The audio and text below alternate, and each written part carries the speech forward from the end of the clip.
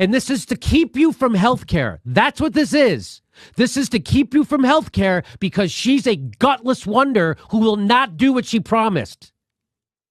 And you don't get her to do what you want her to do by being fucking nice to her. You get her to do what she's supposed to do by ripping her to shreds, which is what I'm doing right fucking now because she has it coming. And it's not just her. They all do. She's the only one engaging on Twitter, which is why she's getting it. What it takes is courage from gutless wonders like you, AOC, you fucking phony. And you're revealing yourself. And I am just writing it down.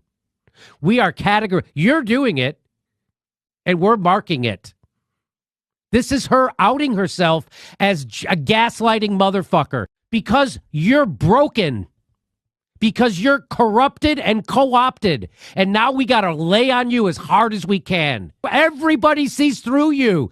Everybody sees through you. You don't think people see you? You don't think people see what you're doing? You don't think everyone knows that you got your start on my show? You don't think everyone knows what you are now? Some people are having a hard time actually admitting it to themselves, but they know. They know. These are just regular people outing AOC left and fucking right. She's got 10 million sycophants, and she's still getting owned on fucking Twitter. 10 million followers she has. 10 million. And she can't force a Medicare for all vote? She is not fighting for you, and she's doing it again. She's fucking gaslighting you into thinking you can't have a vote on Medicare for all, and she is doing it at the top of her lungs. And go on Twitter and fucking give it to her. We're going to fucking haunt you. And we are not letting you off the hook. And we'll primary your ass if you don't fucking do this. What's the point? We could have Joe Crowley not do Medicare for all, or we could have you not do Medicare for all. We could have Joe Crowley vote with Nancy Pelosi, or we could have you vote with Nancy Pelosi. She's saying we're going to make it harder for them. Oh, we're going to make it harder for you, AOC. We're going to make it harder for you. And it's like, what's the big deal? Why not just, Gretchen Carlson, she's a nice looking woman. Why not just why make such a big fuss out of it? He's a good looking guy. Why not just, what? Why? You wouldn't want to have that guy inside you? Imagine that. He's only 76, but he looks like a youthful 97, doesn't he? Doesn't he? Looks like, what are you, 70 there? Yeah, I think you're 97. Come on. He looks like something that floated up from the bottom of the river. I think the biggest story here is the shocker is that Gretchen I didn't know she still had a show on Fox. Apparently she did. Anyway. Sexual harassment with Gretchen Carlson. Yeah. If you want to know why she refused his sexual advances, take a look, Ski. That's all I'm saying. Just take a look. You got Jabba the Hutt. Gretchen Carlson suing Fox News. I did not know Gretchen had that much integrity. Did you? She had enough integrity to wait until her contract wasn't renewed to then sue them. You know, that's what I love. It's like the people, the woman at Breitbart who was assaulted by Corey Lewandowski. He was charged with battery. And she worked for Breitbart. And then Breitbart turned on her. They sided with Trump. And I just want to say to these women who work for these right-wing news, you don't think it's going to ever come back to you? You don't think they're going to treat you the way they treat other people that you report on in the stories? Do you just think it's just for other people that their horrible behavior is saved? No, it's also for you, Gretchen. So now all of a sudden, Gretchen, who spent, how many years working there propping up this news organization, this propaganda spewer, now she's all of a sudden, it bit me. So I don't have any sympathy for Gretchen Carlson. You know these guys are leches. You know what they're doing. You know your whole mission is to obfuscate your propaganda for right-wingers. Your whole mission is to not report news. This aged as well as when she bragged about her $12,000 ice cream freezers. That's pretty fantastic. Again, these are all the people who pushed #MeToo until it came down to him and Bill Clinton and then Joe Biden. I was never for the hashtag Me Too. I always think you should be able to defend yourself. And people make up shit all the time. You know why? Because I've been smeared by New York Times, Washington Post, the CNN. So if those people will make up shit on the regular, I'm sure any random person in the universe will make up shit. So you got to be able to confront your accuser, and you got to be able to defend yourself with a robust defense. But people get canceled without all the time. Look what happened to Shahid Buttar. They just canceled him without a trial, without a thing, without anything, because they were enforcing hashtag Me Too until it happened to an establishment Democrat, and then hashtag Me Too went away. And this is the exact thing she called out Tulsi Gabbard for, and here they are doing it themselves. You think I'm kidding? Here it is. We are sent here to lead. AOC hammers Tulsi Gabbard for voting president on impeachment. Alexandria chided House colleague Tulsi Gabbard for refusing to vote in favor of President Trump's impeachment. Oh, amidst Israel's devastating assault on Gaza, New York Congresswoman Alexandria is preparing to introduce a resolution that would block the United States' $735 million sale of bombs to Israel. The resolution that Alexandria will introduce is known as a joint resolution of disapproval. It's an honor to meet a war criminal who's killed 500,000 children. It's an honor. I'm a journalist.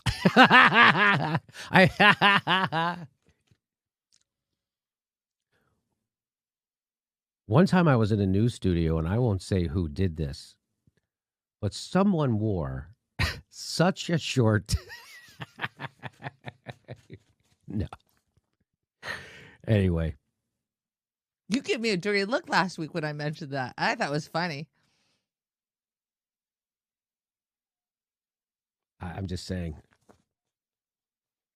I've seen newscasters' naked asses in newsrooms. That's all I'm saying. I'm not saying whose.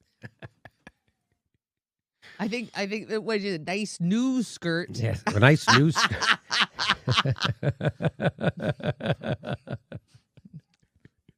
The only thing worse than a nice news skirt is a nice news thong. A news thong. It's a news bikini. I'm doing the news in my news thong.